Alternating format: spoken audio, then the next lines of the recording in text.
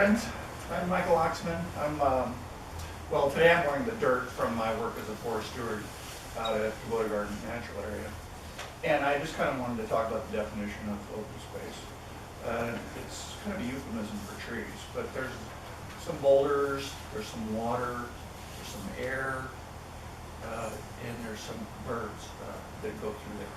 So you got 5 components of your open space, but when you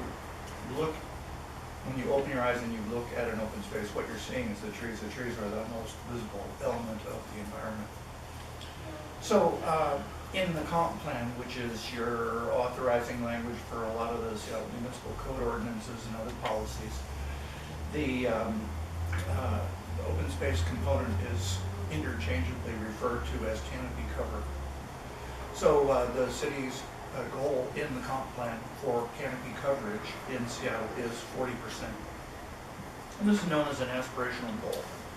The working goal is 30%. And there's some,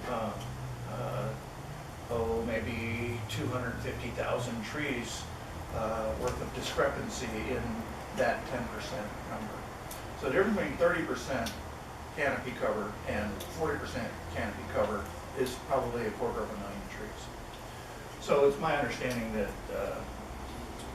40% number is being pushed to be dropped by a certain contingent, and I guess you call that the pro-density crowd.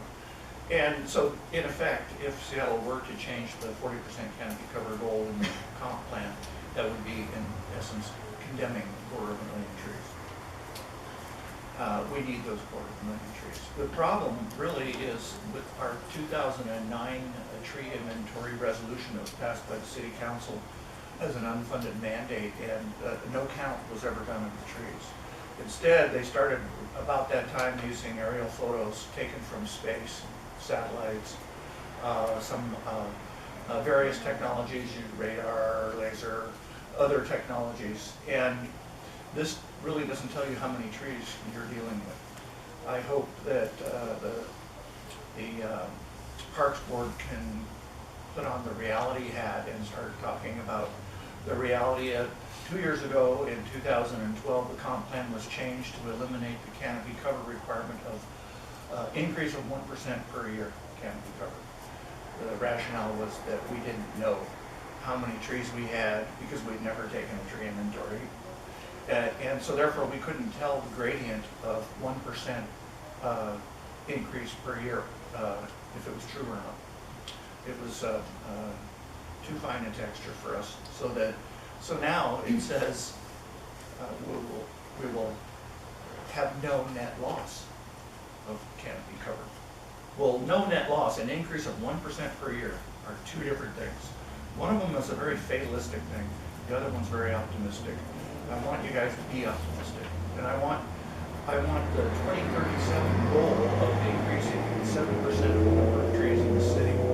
So say we have 1.5 million trees right now. We want to increase that by 7% by the year 2037.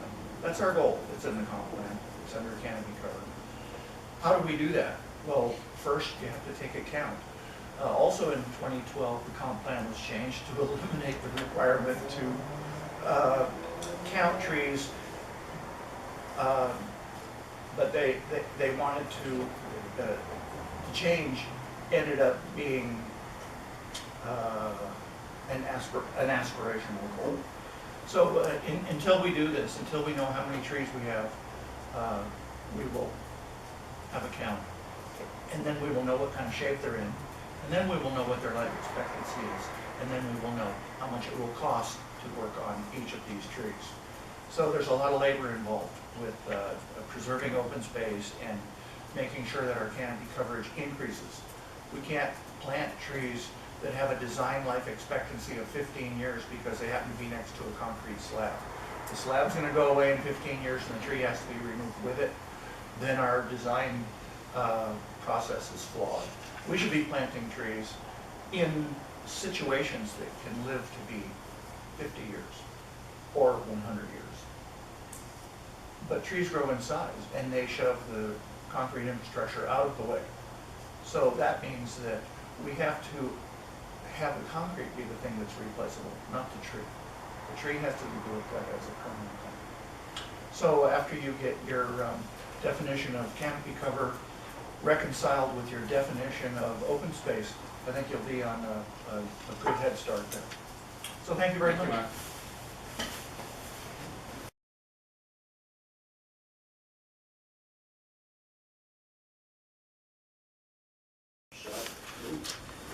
So second meeting, so I'm going to tell you Happy New Year. Now we're well into it. I wasn't here. Come on. You got it. All right, so on the superintendent's report, they asked, so one of the things that came out as a priority, as you'll recall, during the park legacy planning work that led to the package of funding that went to the voters was the need for an asset management work order system.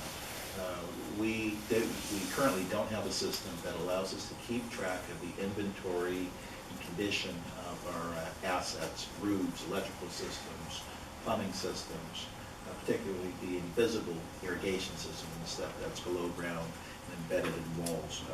We put out an RFP back in December, and we expect responses to that RFP by January 30th. We have a team of employees who will be evaluating respondents to the RFP, and we will make some decisions, and I imagine this will involve looking at a variety of software systems that allow us to manage work orders and manage sort of the inventory of assets.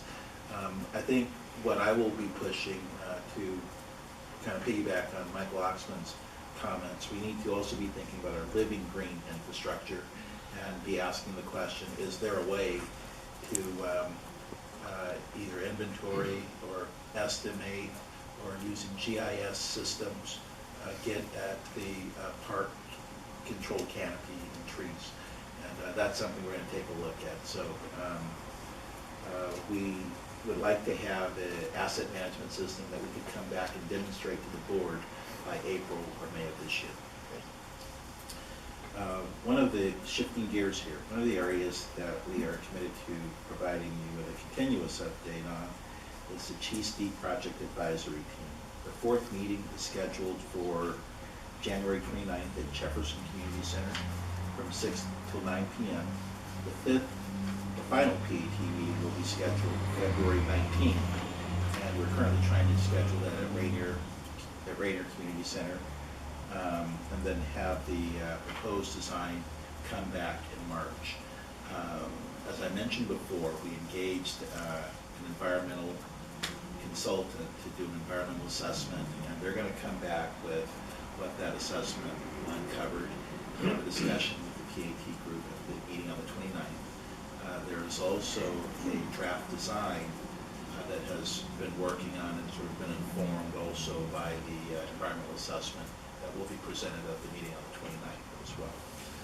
So more work on that continues, and next week I've asked staff to be prepared to send out a notice to the community that will include a timeline, a scope of work, a schedule related to the natural area and green spaces update, and a more comprehensive sort of description of what this work looks like will follow next week. Yeah, the web page should be up by early next week. Save the date already went out, and we'll follow the following week, and then the survey will launch also. Great.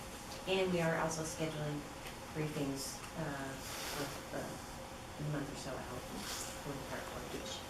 Okay. Thanks, Suzanne. Thanks.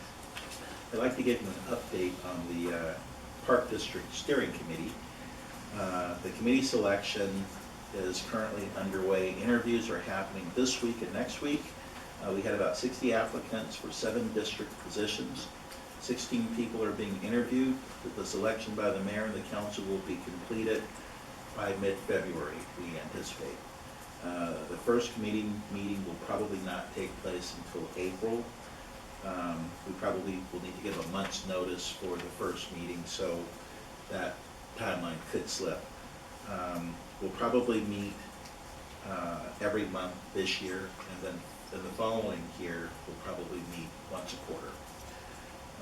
Some of the first agenda items will include an orientation to the Park Department and the Park District. There will be an open publics meeting education component, probably done by the Law Department, and then the development of criteria for major projects, challenge funds, the Get Moving Fund, and the Recreation for All Fund. So there are a lot of opportunity fund-like funding initiatives that need sort of the consent and blessing of the steering committee. Maybe one or two more things here. The Green Seattle Partnership removed 40 acres of invasive plant species and planted 66,000 trees and weeded 191 acres of forest and completed 67,000 volunteer hours. The program was active in 67 parks. We begin on the 10-year, we will begin on a 10-year update of the plan. We're about halfway through a 20-year plan, expected to be completed in the year 2025. We're working with Forest Stewards, Green Seattle Partnership, Forterra, do an update on the plan. So that's sort of a rough sketch of where we are and where we've been. And sorry to have taken so long. Yeah.